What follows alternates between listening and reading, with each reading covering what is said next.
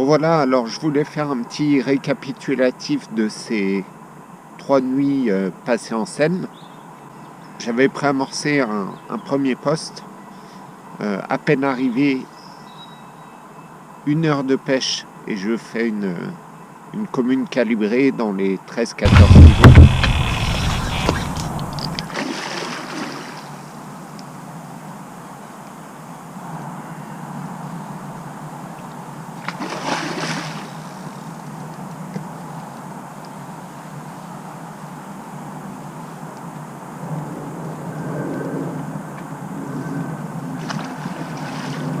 Il faisait une chaleur terrible, 30 degrés à Paris.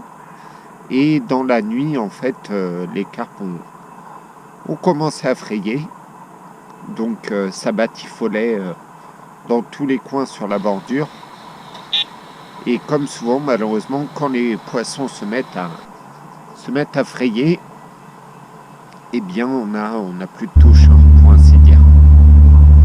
Donc je suis resté quand même une deuxième nuit sur ce premier poste parce que le temps a littéralement changé. On a eu une grosse couverture nuageuse, on a perdu 10 degrés à peu près et on a même eu un petit peu de pluie dans la soirée. J'ai pas fait de poisson malgré ce changement radical de température. Mais j'étais allé préamorcer un deuxième poste, une sorte de plateau herbeux où il y a beaucoup moins d'eau, hein. Il y a maximum 2,80 m, 3 mètres d'eau, alors qu'au premier poste il y avait 4-5 mètres de profondeur. Donc là je vais amorcer le long des nénuphars. Donc vous voyez, j'ai des petites bouillettes en 10, en 15. Rien de très compliqué, hein.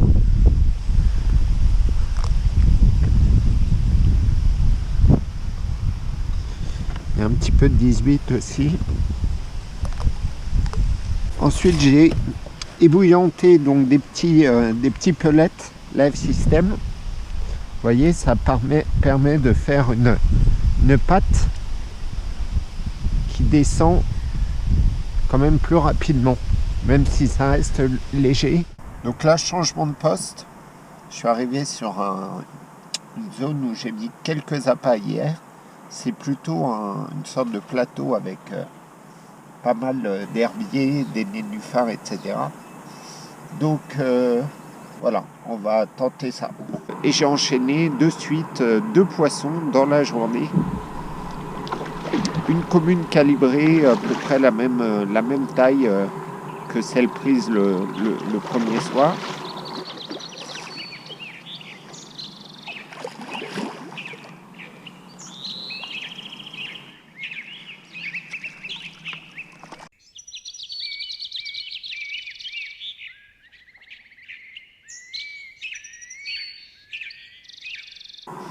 Et quelques heures après, j'ai observé en fait 2 seaux en plein lit de la rivière. Donc j'ai remonté une canne. Je suis allé mettre 2-3 poignées de Live System, ma pâte méthode sur le plomb et j'ai posé ça là où j'avais vu sauter. En fait, il y avait à l'écho, j'ai décelé une bosse à peu près 3,70 m de fond, alors qu'autour il y a 5 mètres. Et quelques heures après, eh bien, je fais une belle miroir.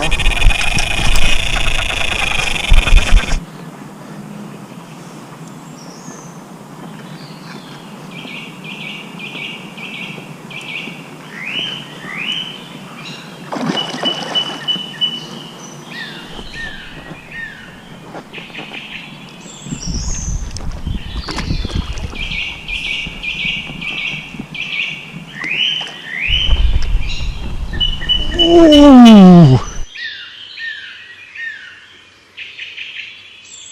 Donc là, je prépare ma petite pâte méthode feeder habituelle, du moins pour essayer de déclencher de l'activité Ça a marché jusqu'à présent.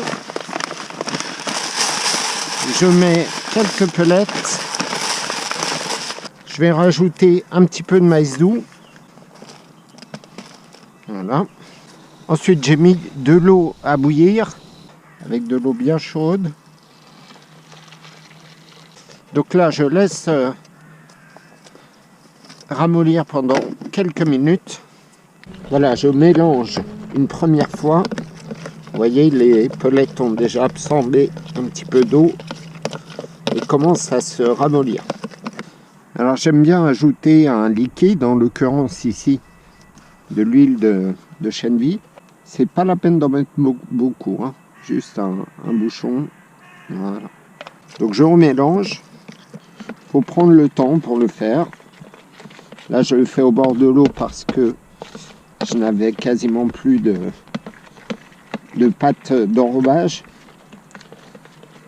Donc voilà, pour ce soir, je vais avoir de quoi enrober mes plombs.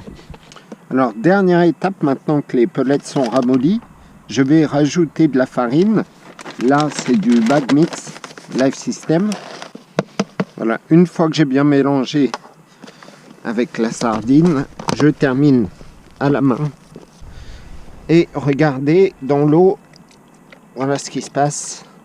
Je vous avais déjà fait le coup avec les pellets tuna.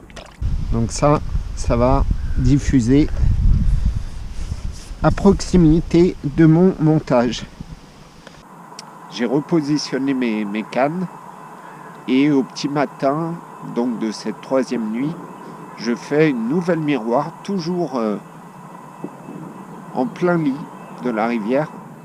Un calibre un peu en dessous, hein, je ne l'ai pas pesé, mais dans les 13-14 kilos.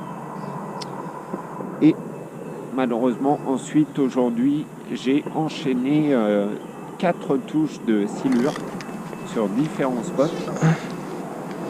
Donc, je n'ai pas réamorcé parce que j'avais amorcé un petit peu de bouillette quand j'ai vu que les capes s'alimentaient.